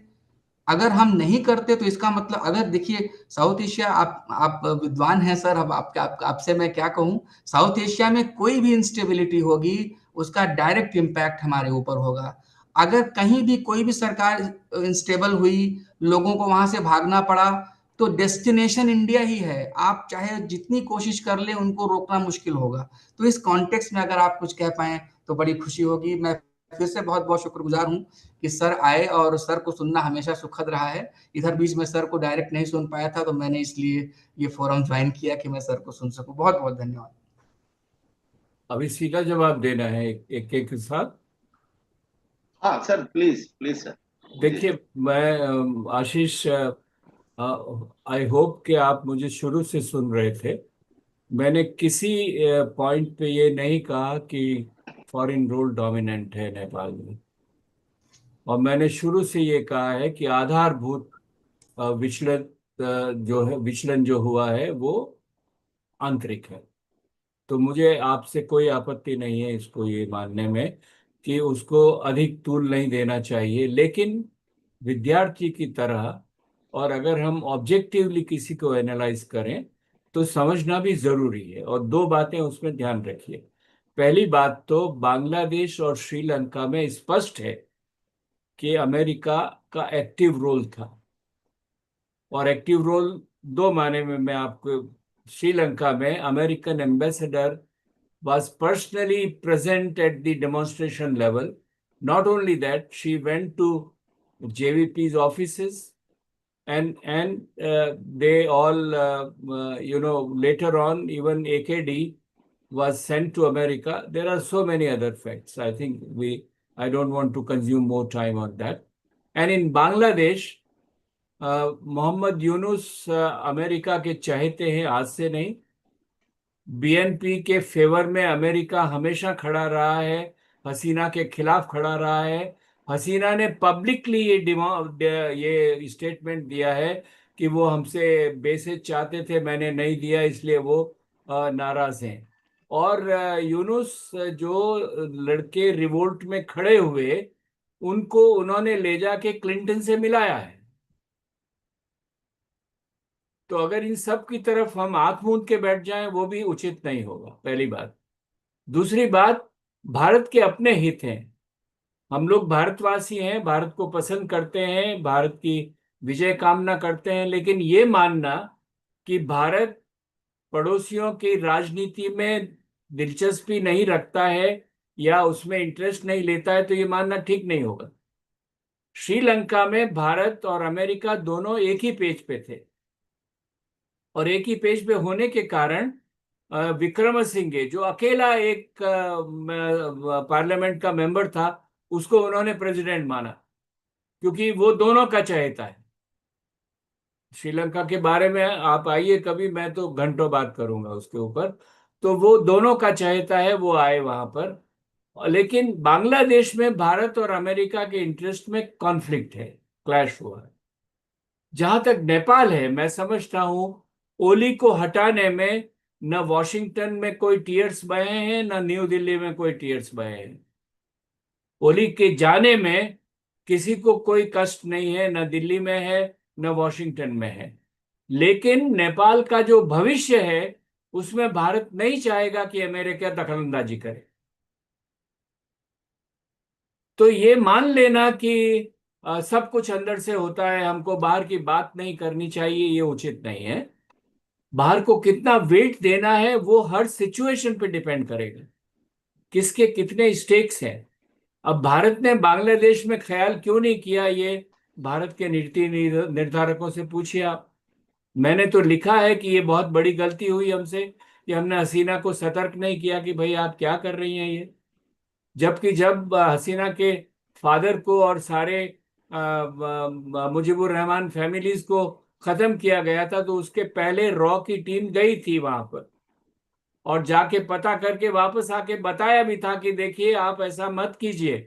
फिर भी उन्होंने नहीं माना, तो जो हुआ सो हुआ, बात की बात हुई। तो ऐसा नहीं है कि हम लोग नेपाल में जो क्रांतियां हुई है अभी तक, जो परिवर्तन हुए हैं, कोई ऐसा परिवर्तन नहीं हुआ है जिसमें भारत की सार्थक भूमिका नहीं रही हो। तो ये मान लेना कि अभी हमें कोई मतलब ही नहीं है, अंदर का मामला है, हम जाके मदद कर देंगे, ऐसा नहीं है। हम लोगों को अपनी सुरक्षा के लिए, अपने खित्ते की, अपने सब कॉन्टिनेंट की स्टेबिलिटी के लिए। देखिए, मैं एक बार पीएन हक्सर से बात कर रहा था, जो मिसेस गांधी के प्रिंसिपल सेक्रेटरी थे। और जो सवाल आप अभी उठा रहे हैं, मैं भी एज ए यंग उठाता था कि हम ये क्या भारत वाले क्यों कहीं खाम खाम परेशान करते हैं। लोग कहते हैं इंडियन इंटरफियरेंस है वगैरह वगैरह वगैरह। तो उन्होंने कहा मुनि तुम अभी टाइम लगेगा समझने में। उन्होंने कहा कि India and our neighbours are lodged in each others intestines. थोड़ा भारत सभी पड़ोसियों में है, सांस्कृतिक रूप से, आर्थिक रूप से, ज्योग्राफिकल रूप से और राजनीतिक रूप से। तो जो भी घटनाएं पड़ोस में होगी उसका भारत पे असर होगा, और जो भी घटनाएं पड़ोस में होगी उसमें भारत सक्रिय रहेगा। हमारे सामने अध्ययन का ये सवाल है कि किस घटना में हम कितने सक्रिय रहते हैं और किस दिशा में सक्रिय रहते हैं। जो एंटी राणा रिवॉल्यूशन था नेपाल में, नेहरू ने डिक्टेट किया था ऑलमोस्ट कि क्या होना चाहिए एग्रीमेंट। महेंद्र की खिलाफत करने के लिए भारत ने हमेशा से नेपाली कांग्रेस को मदद की, आज के नहीं। पंचायत सिस्टम के फेवर में कभी नहीं रहा भारत। तो ये बात भी ध्यान में रखनी चाहिए। मैं इसको तर्क को आगे खींचना नहीं चाहता हूं, लेकिन मैं समझता हूं कि ये मेरी राय है। बाकी जैसा आप ठीक समझते हैं वैसा सोचिए। बहुत thank you so much sir. Professor Sarika ji हैं, वो कुछ सवाल अपना पूछना चाह रही। सारिका जी अपना सवाल पूछे जी। Thank you Sanjay ji. Sir को बहुत नमस्कार, वर्मा सर को नमस्कार, आप सभी को नमस्कार। सबसे पहले तो मैं कहूंगी कि मुनि सर को सुनना हमेशा से सुखद रहा है, और सीएसएसपी ने एक बहुत अच्छा कार्य किया है कि सर को फिर से हम लोगों को सुनने का अवसर दिया। आपको सुनते और पढ़ते हुए ही हम लोग बड़े हुए सर, अरे अब और आगे आज बढ़िए ना, इस मुकाम पर पहुंचे। प्रश्न पे तो आइए। जी सर, प्रश्न बस ये है कि जो मिलिट्री का रोल है नेपाल में, इस मिलिट्री के रोल को क्या सर इस रूप में नहीं देखा जा सकता है कि ये भी हमारे पड़ोस में एक सैनिक तानाशाही की शुरुआत का एक प्रथम स्टेप है? क्योंकि इसे तभी रोका जा सकता था अगर कोई भी आर्मी अपनी गवर्नमेंट की बात नहीं मानती है या खुद से डिसीजन लेने लगती है, तो एक शुरुआत तो हो ही जाती है। ये आगे किस रूप में विकसित हो ये नहीं कह सकते। तो सर मेरा बस आपसे यही पूछना है। Thank you sir. देखिए, नेपाल की जो फौज है उसको भी समझने की जरूरत है। नेपाल की फौज पिछले 200 साल से 200-250 साल से राजा की फौज रही है। सिर्फ पिछले 17 साल में उसमें जनतंत्र का हक रहा है या कंट्रोल रहा है, आप जैसा भी माने उसको। लेकिन नेपाल की फौज और भारत की फौज में फ्रेटर्नल रिलेशनशिप, पारिवारिक संबंध है, पारिवारिक प्रोफेशनली, नॉट पारिवारिक सोशली। इस तरह से कि वहां का जनरल हमारी फौज का जनरल माना जाता है, हमारी फौज का जनरल वहां का जनरल माना जाता है। गोरखा लोग भारत में रिक्रूट होते हैं, हमारे लिए लड़ाई में आगे जाते हैं, और हर साल हम लोग गोरखा रिक्रूट करने के लिए हजारों करोड़ रुपए पेंशन में भारत नेपाल को देता है, जो गोरखा लोग रिटायर हो चुके हैं उसमें। तो बहुत घनिष्ठ संबंध है। और नेपाल के अधिक हथियार, ट्रेनिंग वगैरह सब में भारत पूरी तरह से संलग्न है। तो भारत की फौज और अमेरिका की फौज में बहुत घनिष्ठ संबंध है, और इसीलिए हमें ये सचेत रहना चाहिए कि हम नहीं चाहेंगे कि वहां की फौज राजनीति में आए। और आज का माहौल ऐसा है कि पाकिस्तान की फौज भी सीधा राजनीति में आने से झिझकती है, इसीलिए उनको भी एक जनतांत्रिक मुखौटा चाहिए। और ये भी एक कारण है कि मैं समझता हूं नेपाल की फौज के लिए बड़ा मुश्किल होगा। हो सकता है कि नेपाल की फौज के कुछ लोगों के, और नेपाल की फौज में अभी भी ऐसी कॉन्स्टिट्यूएंसीज हैं जो राजतंत्र को वापस लाना चाहती हैं, लेकिन नेपाल की फौज सीधा कब्जा करेगी वहां की राजनीति पे, ऐसा लगने में मुझे बहुत संदेह है। Thank you sir.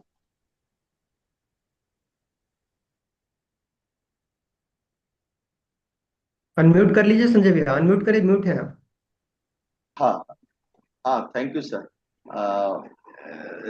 Professor Jitendra Narayan sir हैं, वो भी अपना कोई सवाल पूछना चाहते हैं। और एक इंफॉर्मेशन, जैसा सर ने कहा कि भारत की सेना में गोरखा रेजिमेंट भी होता है, जिसमें मतलब प्रकार से सारे नेपाली लोगों की ही उसमें शामिल होती। तो सर ने बहुत अच्छी बात की, जो कनेक्शन है, जो सारिका जी ने जो सवाल पूछा था।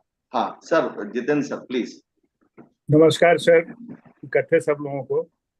ये सही कहा था प्रियदर्शनी जी ने कि आपकी किताबों को पढ़ पढ़ करके हम लोग नेपाल समझने की कोशिश करते थे। मुनि सर, मैं ललित नारायण मिथिला विश्वविद्यालय में विद्यार्थी रहा, शिक्षक रहा, बहुत सारे दायित्वों का निर्वहन करने का ईश्वर ने अवसर दिया। नेपाल पर कुछ काम कराने का भी मौका मिला, नेपाल जाने का भी कई बार मौका मिला। आपने जितनी बातें कही उसमें कोई डिस्प्यूट नहीं हो सकता है, और आपने कोई डिस्प्यूट की बात कही भी नहीं। आपने बहुत सटल ढंग से ये बात कही कि अभी विश्लेषण करने की जरूरत है, लेकिन साथ साथ आपने दो तीन चीजें कही, वो कहीं न कहीं इशारा करता है कि आप मानते हैं कि इनडायरेक्टली भारत का इन्वॉल्वमेंट जो है वो राजतंत्र के पक्ष में होकर के करने का है। उसके तीन कारण हमको समझ में आते हैं। पहला तो आपने आर्मी के संबंध में जितनी बातें कही कि आर्मी का सॉफ्ट कॉर्नर है, आर्मी क्यों नहीं वहां हस्तक्षेप पहले की, बाद में उसने हस्तक्षेप किया। लेकिन एक चीज बहुत गौर की है, समझने की है कि आर्मी ने टेक ओवर नहीं किया, आर्मी ने शांति लाई और कहा कि आप पहले हट जाइए। तो आर्मी वहां के मिजाज को भी ठीक से समझती है। अगर आर्मी अगर उस समय अगर आ गई होती तो आर्मी शांति समझौता कर नहीं पाती। आर्मी पर भरोसा नहीं होता लोगों को। तो आर्मी जनता के सेंटिमेंट को और जनरल जो जो यंग जनरेशन का जो आक्रोश था उसको भली बात समझती है। और ये बात सही है कि वहां राजा और कुछ परिवार ऐसे हैं जिनके बच्चे, हिंदुस्तान में भी ऐसे लोग बिना कोई एक पैसा कमाई किए हुए अरबों की संपत्ति, खरबों की संपत्ति है, और गरीब वहां जो मजदूर है, गरीब जो आदमी है, वो उसके प्रति उसका जन आक्रोश उसको साफ समझ में आता है कि वहां नेपाल में एक ये स्थिति थी। दूसरी बात आपने कही कि आरएसएस के वहां कैंप हैं, आरएसएस के वहां लोग हैं। आरएसएस के सर पूरी दुनिया में है, कोई देश ऐसा नहीं है जिसमें आरएसएस का है। और आरएसएस में कभी भी किसी राष्ट्र के विरुद्ध, क्योंकि भारत की जो सनातन संस्कृति है और नेपाल की जो संस्कृति अगर आपने कहा मिलती जुलती है, तो यही एकमात्र अजीम मुल्क है जिसको अगर फॉलो करता है तो राज्य को अपरिहार्य संस्था मानने का काम केवल हिंदुस्तान की संस्कृति ने किया। पाश्चात्य की संस्कृति ने तो बिल्कुल कहा कि साहब राज्य जो है वो तो कभी उनके लिए नेसेसरी इविल रहा, कभी उनके लिए डिक्टेटरशिप डिपोलिटेरिएट रहा, कभी उनके लिए मैनेजिंग कमिटी ऑफ बुर्जुआ रहा। तो ये असर वहां भी है। इसलिए राज्य शांति इतनी जल्दी होने का कारण है कि वहां की जो संस्कृति है वो भी राज्य की संस्था पर प्रश्न खड़ा नहीं करती है, व्यवस्था पर प्रश्न खड़ा उसने किया। तो इसलिए आरएसएस की वहां शाखा है, इसलिए उसका भी कोई रोल रहा होगा। आरएसएस ऐसी चीजों में इन्वॉल्व होता है, ये दुनिया में कहीं दिखाई पड़ता नहीं है। तीसरी बात यह है कि जो लूटपाट वहां हुई उसका अगर विजुअल्स आप देखिए तो एक बात समझ में आती है। जब हम नेपाल में पहली बार गए, दूसरी बार गए, तीसरी बार गए, तो नेपाल के किनारे किनारे जो आबादी बसी है, आपने उसके संबंध में कुछ कहा नहीं। उसकी भी कोई भूमिका है क्या? वहां जो जनसंख्या, वहां जो डेमोग्राफिक चेंज हुआ है, उन लोगों की कोई भूमिका नहीं रही होगी इसमें आंदोलन में, या उनकी क्या भूमिका रही होगी इसकी तो कभी पड़ताल नहीं की जा सकी है।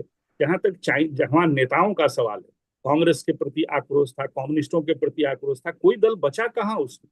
उन लोगों ने दल के हिसाब से तो कोई काम किया नहीं। उन्होंने आक्रोश जो उनका था, वो आक्रोश जो उनका फूटा, वो उस व्यवस्था पर था जो भ्रष्टाचार में डूबा हुआ है और नेपाल तरक्की कर सकता था। जहां तक गोरखा रेजिमेंट का सवाल है और गोरखा का सवाल है और गोरख रक्षपीठ का सवाल है, और आपने कहा था कि गोरख जो पीठ है उसके सदर, उसके महंत होते हैं, सदर तो होते नहीं है सर, हमारी जहां तक जानकारी है। तो सवाल ये है कि इस तरह से नहीं कहते हुए भी आपने जितनी बातें कही, हम हो सकता है कि हम गलत हों, पूरी तरह गलत हो। आपने ये भी कहा कि हिंदुस्तान की सरकार ने समर्थन किया, अभी भी कहा है सहयोग देंगे। तो अगर भारत की भूमिका होगी तो सरकार की भूमिका होगी। जहां तक लोगों का सवाल है, सही बात है, बेटी रोटी का संबंध है, आने जाने का संबंध है, और अगर कोई नुकसान किसी का होगा, किसी का अगर नुकसान होगा तो भारत का सबसे ज्यादा होगा। भारत के वहाँ व्यापारी हैं, भारत के वहाँ काम करने वाले लोग हैं, आईटी प्रोफेशनल्स के हैं, टीचिंग में हैं। तो भारत कभी भी नहीं चाहेगा, और भारत की सरकार ने तो इसको किया। आपके ध्यान में होगा कि वहाँ जो इतना बड़ा पशुपतिनाथ का मंदिर है, मेरे समझ में एक बात नहीं आई, आप बता सकते हैं, आप इसके निष्णात विद्वान हैं सर, आधिकारिक विद्वान हैं, उस पर आक्रमण क्यों किया गया? अब तक मेरे समझ में ये बात नहीं आई कि उस पर आक्रमण करने की क्या, वो तो कोई संस्था नहीं थी, वो तो पार्लियामेंट्री सिस्टम या किसी सिस्टम को ध्वस्त करना चाहते थे, वो तो नहीं थी। और एक बात आपने बिल्कुल सही कही कि वहां के जो लोग हैं, तो राजा के प्रति आर्मी का सॉफ्ट कॉर्नर अगर केवल है और लोगों का अगर सॉफ्ट कॉर्नर नहीं है तो उसका कोई मतलब नहीं बनता है। लोगों का भी सॉफ्ट कॉर्नर है, क्योंकि जो राजतंत्र जाने के बाद जो तबाही हुई, आपने खुद माना कि जवाहरलाल नेहरू ने जो राणा की जो व्यवस्था थी उसको समाप्त करवाने में उनकी भूमिका थी, रही है। और हिंदुस्तान की आजादी में भी दरभंगा एक सेंटर हुआ करता था सर, एक नेशनल स्कूल है, वहां के जितने राजनेता हुए जो बाद में सत्ता में आए सब वहां जाते थे, और यहाँ से भी जयप्रकाश नारायण हो या सिंह साहब हो, सब लोग भाग करके वहां शरण लेते थे। तो आपने बिल्कुल सही कहा कि वो हमारे लिए एक तरह से हमारा घर ही है, और अपने घर में कोई आग लगा करके अशांति करके कोशिश करना चाहेगा, ऐसी बात हो नहीं सकती है। श्रीलंका, बांग्लादेश की बात और श्रीलंका, हाँ ठीक है संजय जी, हम थोड़ा मतलब जी सर, नहीं, हम प्रश्न ही पूछ रहे हैं, हम कोई आप टिप्पणी नहीं दे रहे हैं। खैर ठीक है, आपका हाँ समय हाँ हो गया, बहुत हाँ, आप सर, हाँ प्लीज सर, हाँ मुनि ठीक सर, है, हम यही रोक देंगे। हाँ नहीं देखिए, आपके, हाँ मैंने ये कहा है कि आर्मी ने कोई पॉलिटिकल टेक ओवर करने की बात कर नहीं सकती है नेपाल की आर्मी, मैंने भी साफ कहा है उसको। लेकिन लोगों के मन में नेपाल में ये सवाल उठे हुए हैं। मैं जब नेपालियों से बात करता हूं तो वो कहते हैं कि जो आर्मी ने सब काम अच्छा किया, लेकिन बताइए मेरे को, इस सवाल का जवाब क्या है कि आर्मी क्यों नहीं 8 तारीख की शाम में ही आ गई और जो विध्वंस हुआ था उसको रोक सकती थी। सिर्फ आर्मी रोक सकती थी और कोई नहीं रोक सकता था। और वो संसद को नहीं जलने देते, वहां सुप्रीम कोर्ट को नहीं जलने देते, सिंह दरबार को नहीं जलने देते, दूसरे की मैं बात ही नहीं कर रहा हूं, आप छोड़ दीजिए उसको। तो क्यों नहीं हुआ? तो लोग सवाल तो पूछेंगे ना, और सवाल पूछेंगे तो लोगों के अपने अपने आंसर्स होंगे उसके लिए। लेकिन ये कहना कि जो कुछ आर्मी ने किया वो 100% ठीक था, उचित नहीं है।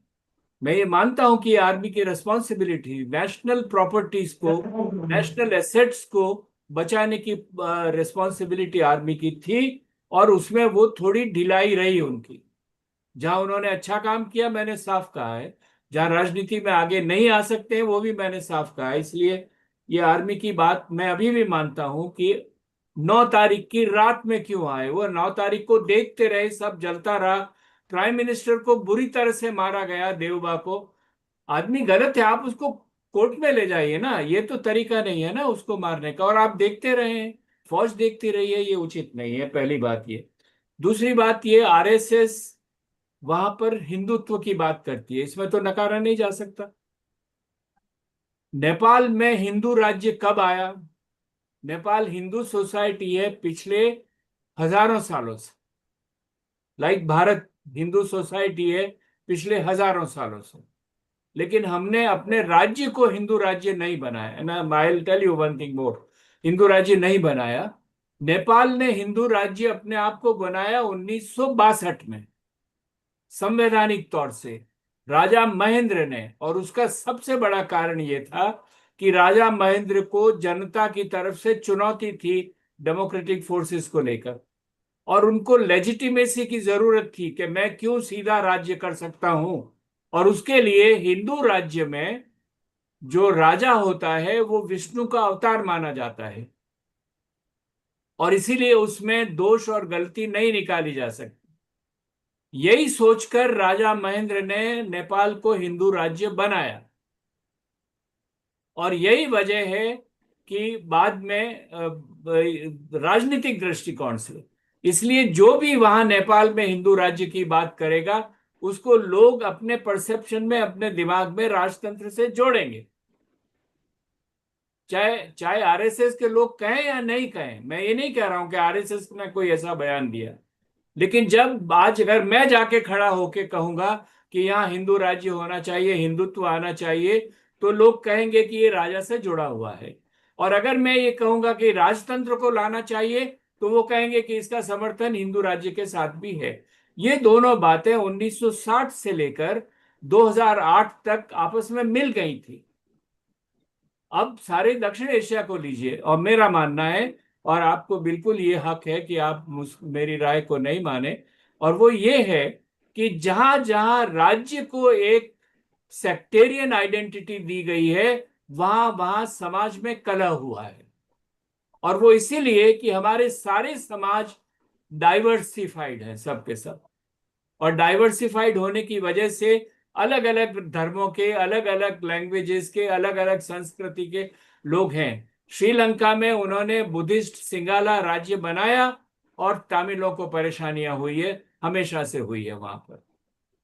पाकिस्तान और बांग्लादेश में अभी नहीं बना है, हसीना उसको सेकुलर बना रही, कह रही थी राज्य को। समाज को नहीं बदल सकते हैं, लेकिन राज्य को वो कह रही थी वहां पर। तो वहां पर जो हिंदुओं की हालत है, आप भी जानते हैं, मैं भी जानता हूं, पाकिस्तान में जो हिंदुओं की हालत है, क्रिश्चियंस की हालत है, सब के सब तबाही के लिए खड़े कर रहे हैं। वो ब्लास्फेमी का चार्ज लगाकर पता नहीं किस लोगों के साथ क्या क्या करते हैं वहां। तो हमारे जैसे खित्ते में जहां पर समाज बड़ा परिवर्तनशील है और विभिन्न तरीकों से आइडेंटिटीज है, वहां किसी एक आइडेंटिटी को लेकर अगर राज्य की परिभाषा आप करेंगे, तो आम सिटीजन्स में उसका रोष होगा। यह भी मानना बहुत जरूरी है। और तीसरी बात, काठमांडू के आसपास रह रहे हैं, नेपाल में भी बहुत लोग रह रहे हैं, मैंने कहा एंटी सोशल एलिमेंट्स। और एंटी सोशल में मैं तो वहां बैठा नहीं हूं, यहां बैठा हूं अभी। मैंने सर्वे तो किया नहीं है कि मैं बताऊं आपको कि ये एंटी सोशल है, जिन्होंने काम किया, जिन्होंने नहीं किया। जब एंटी सोशल की परिभाषा, तो अभी वहां पुलिस को पता नहीं है कि किस किसने आग लगाई, वो उसका इन्वेस्टिगेशन कर रहे हैं, तो हो जाने दीजिए इन्वेस्टिगेशन। और उसमें जो एंटी सोशल एलिमेंट है, जिन्होंने नेपाल को नुकसान पहुंचाया है, उनका पर्दाफाश होगा, चाहे कोई भी हो, और उनको सजा मिलनी चाहिए, इसमें कोई दो राय नहीं है। धन्यवाद। Thank you sir. एक सवाल सर, वो आया है, मैसेज पे आया है, अभिषेक सक्सेना ने पूछा है कि following Nepal recent Gen Z movement, there is a growing possibility that leaders like Hami Nepal or Kathmandu's mayor Balen Shah, both known for their relatively tough stance towards India, kind of like Khalida Zia, if they may gain power after elections, if such leaders of parties come to power, how might this impact India-Nepal relations, especially given the perception that this regime change is US sponsored? ये सवाल है sir. Well, I cannot definitely say that this regime change is only US sponsored. We have discussed it. There are a lot of internal reasons for that, and there might have been US involvement in one form or the other. Hami Nepal's credibility is under question in Nepal very seriously now. And Balan Shah personally has delivered to Kathmandu municipality, and people are impressed by him. Youth is impressed by him, but he is a very, very ambitious person. And I understand that the conversations which went on for the negotiations of an interim arrangement, when Balan Shah's name was proposed, Balan Shah himself refused. I don't want to become a prime minister. And he extended full support to Mrs. Sushila Karki. And there are whispers, and I don't know about it, but I'm just sharing it with you. Whispers are that the Balan Shah wanted 5-year term for an interim government. He wanted a full-term prime minister. And there are rumors that, again, whispers, that he wants to float a party, contest the elections, and then probably come and become a state. So that is what his reputation is. Now, what happens and how does he do? I can tell you one thing. Anyone who is a prime minister in Nepal cannot but have cooperation with India. The Nepal situation is such in terms of geographical interdependence, socio-cultural and civilizational interdependence, economic dependence, that Nepal has no way to become hostile to India. That's why we have had from 1950 onwards, and even before that, special relations with Nepal. And even now, Prime Minister Modi called it a special relationship. So we must be very clear about it. And after all, I must say that if you study India's foreign policy, sometimes, at least sometimes, we also commit quite blunder to alienate the Nepali people and fuel Nepal's anti-Indian nationalism. And if you want, I can give you 2 examples which are noteworthy about this. One is their Constituent Assembly adopted a constitution in 2015.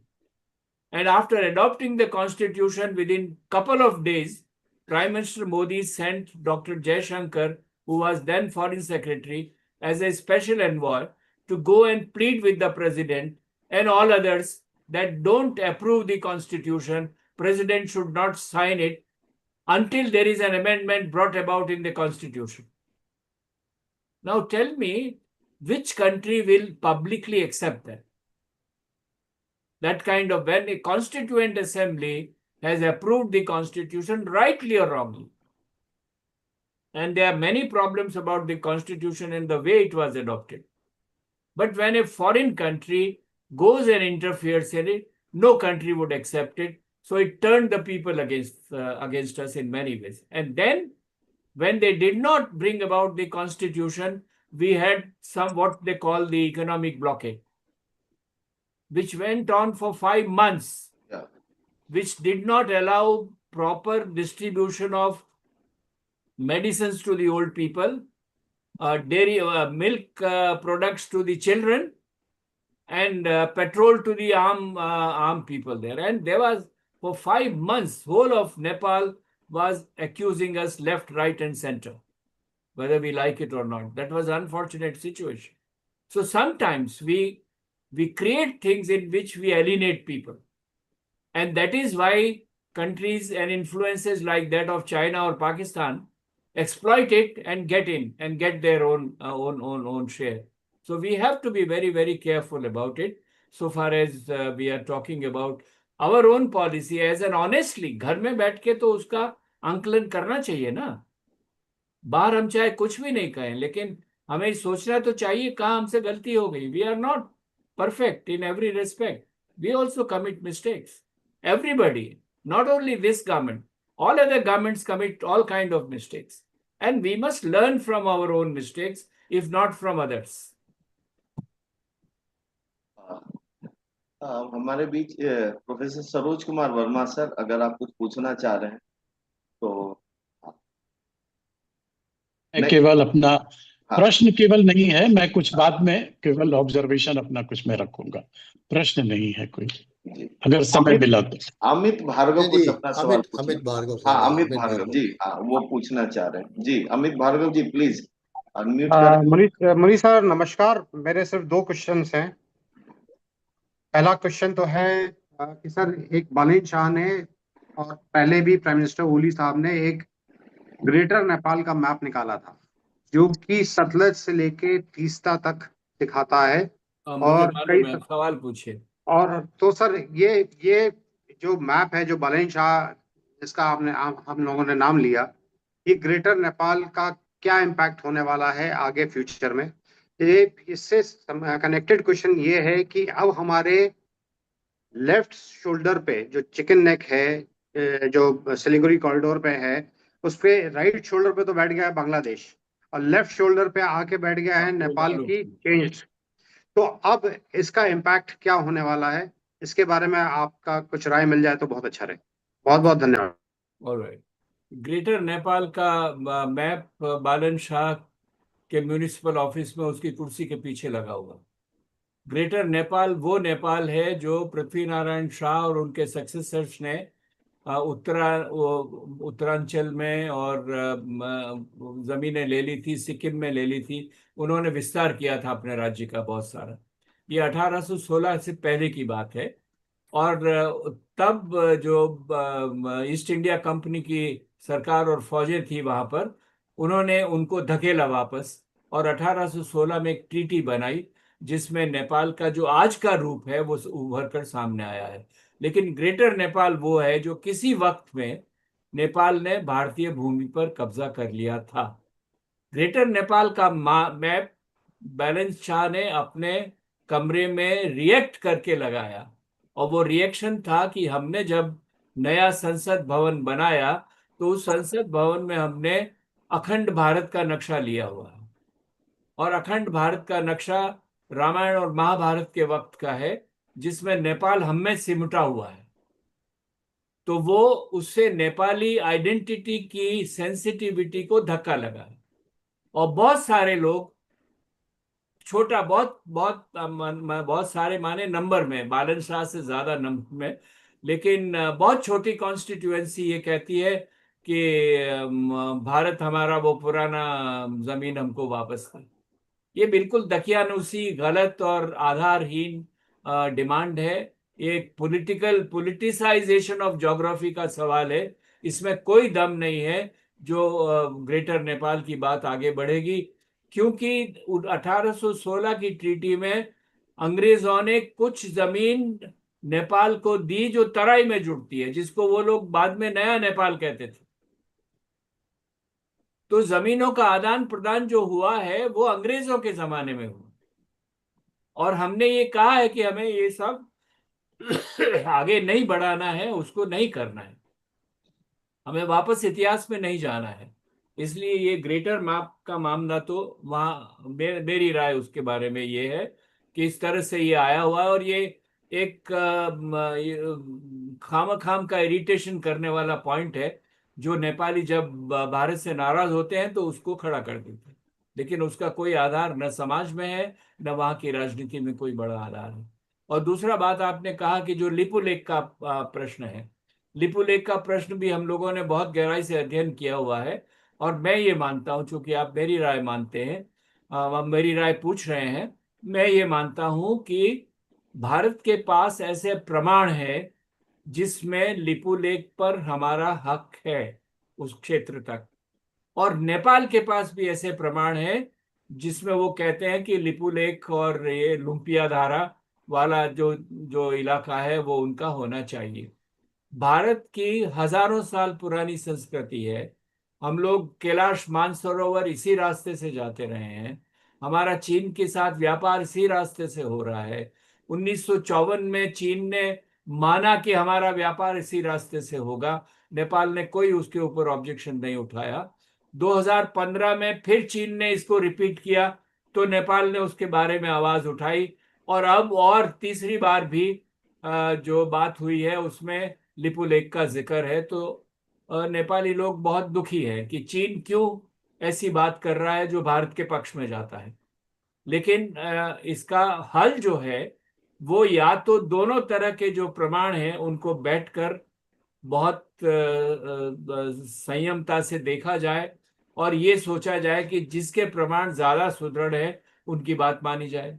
एक तरीका तो ये है, लेकिन जो border negotiations हुए उसमें ये हल नहीं, और दोनों अपनी अपनी जगह पे कायम है। तो तीसरा रास्ता ये है कि या तो हम किसी थर्ड को बुला के कहें भाई को आर्बिट्रेशन करो, बैठो। ये भारत को मंजूर नहीं है तो शायद नहीं होगा ये। और तीसरा रास्ता ये है कि हम जॉइंट सॉवरेनिटी मान लें। आखिर भारत और नेपाल के जो बॉर्डर है वो तो खुला हुआ है, और खुला हुआ बॉर्डर होने से हम लोगों का आना जाना फ्री है।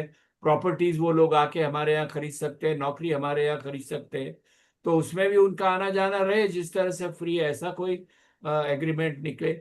और चौथा, ये लोग कहते हैं कि स्वैपिंग ऑफ टेरिटरीज भी होना चाहिए, जिसमें दो डिस्प्यूट हैं जो हल नहीं हुए हैं। एक सुस्ता की प्रॉब्लम है और एक ये लिम्पुआ धारा वाली प्रॉब्लम है। सुस्ता में नदी ने अपना रुख मोड़ लिया तो कुछ जमीन जो हमारी थी वो नेपाल के पक्ष में चली गई। तो हम ये कह रहे हैं कि हमारी जमीन आपको वापस दे दीजिए, या आप उसको ले लीजिए और लुम्पिया धुरा पे आपका जो दावा है उसको अलग रखिए। तो कई सारे सॉल्यूशंस हैं, लेकिन ये सॉल्यूशन बायलेटरल निकलना पड़ेगा। और इसमें भी दुर्भाग्य की बात है कि ओली जी ने अपने राजनीतिक कारणों से इस समस्या का राजनीतिकरण किया, और जिसकी वजह से हमारे और नेपाल के बीच में काफी तनाव पैदा हुआ है और अभी भी है। सर इसके अंदर क्वेश्चन कुछ और था। क्वेश्चन एक था कि जो सिलीगुड़ी कॉरिडोर में दो इनमिकल फोर्सेस यानी कि नेपाल की भी जो फोर्सेस हैं और जो बांग्लादेश की हैं, वो दोनों जो हैं वो सिलीगुड़ी कॉरिडोर पे हमारे पर प्रेशर डाल सकती हैं दोनों तरफ से। नहीं भाई, तो सिलीगुड़ी कॉरिडोर में कहाँ नेपाल की फोर्सेस आएंगी आपका? सर 22 किलोमीटर का ही बांग्लादेश डिस्टेंस। उसमें भूटान से लेकर चाइना की फोर्सेस की सबसे बड़ी प्रॉब्लम है, और बांग्लादेश में उसमें शरारत कर सकता है। तब एक तरफ बांग्लादेश हो गया, दूसरी तरफ नेपाल हो गया। लेकिन सर ठीक है, आपका पॉइंट समझ में आ गया।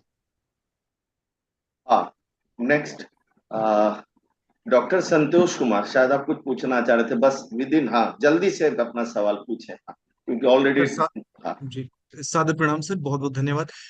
सर मेरा सवाल ये है कि पहले श्रीलंका, फिर बांग्लादेश और नेपाल, कई विद्यार्थी मुझसे सवाल पूछते हैं कि क्या भारत में भी इस तरह की कोशिशें हो सकती हैं, वो भी तब जब आपने कुछ ऐसे तत्व गिनाए हैं जैसे सोशल मीडिया की मौजूदगी भारत में है बहुत ज्यादा, बहुत बड़ी संख्या में युवाओं का देश है, नौकरियां कम हैं, लाखों की तादाद में एप्लीकेशन, कुछ सैकड़ों नौकरियां, ये हालात पैदा हो रहे हैं, ऑटोक्रेटिक अप्रोच है सरकार की, मीडिया नियंत्रण में है, बड़े बड़े अखबार जो हैं वो लिख रहे हैं कि विपक्ष फजीहत करा रहा है। इस माहौल में, इस पृष्ठभूमि में क्या सीआईए के लिए, अमेरिका के लिए ऐसी संभावना बनती है कि वो भारत में कुछ हस्तक्षेप करे? एक और यहाँ पे बिंदु जोड़ूंगा, ये एक वो दौर था जब मोदी जी को वीजा नहीं दे रहा था अमेरिका, और एक वो दौर आया जब मोदी जी और राष्ट्रपति अमेरिका के साथ साथ दिखे। अब फिर से पुराने ढर्रे पे जब लौट रहे हैं, तो इस पृष्ठभूमि में सर इस शंका का समाधान कीजिएगा प्लीज। Thank you sir. देखिए, भारत में ऐसा होगा या नहीं होगा ये सवाल भी मीडिया में है, अलग अलग तरीके से है। और जो कुछ बातें आपने कही है, हमारे यहाँ भी अनइक्वल डेवलपमेंट हुआ है। जो रिसोर्सेज का डिस्ट्रीब्यूशन है वो बराबर नहीं है। जो ऊपर के कुछ लोग हैं उनके पास ज़्यादा संपत्ति है, लोगों के पास कम संपत्ति है।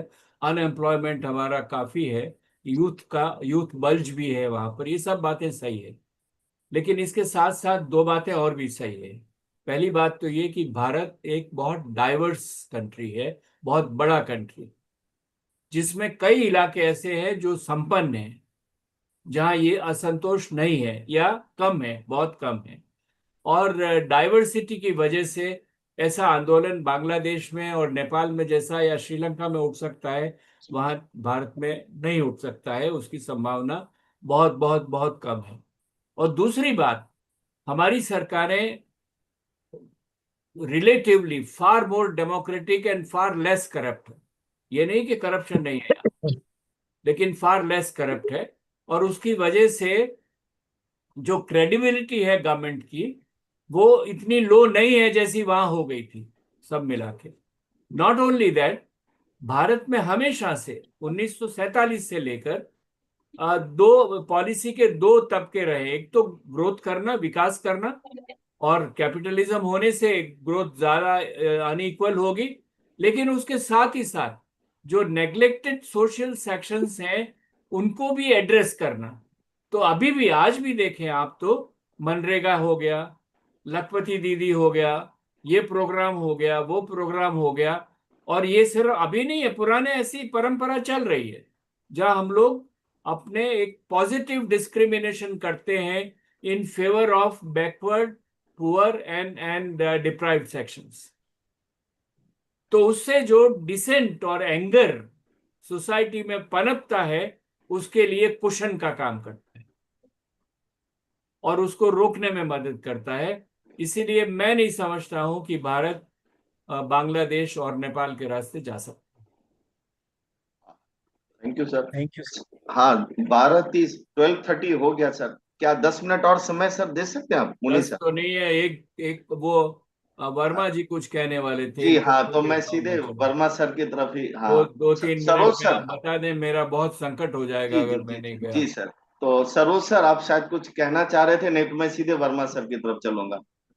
फिर नहीं वो सर, हाँ, हाँ। सर मेरा कोई प्रश्न नहीं है सर, मैं केवल जी ये जी कहना चाह रहा था कि लोकतंत्र पर ये जो आंदोलन हुआ है, इसका जो बहुआयामी असर हुआ है, मैं इस पे कुछ कहना चाहता हूं सर।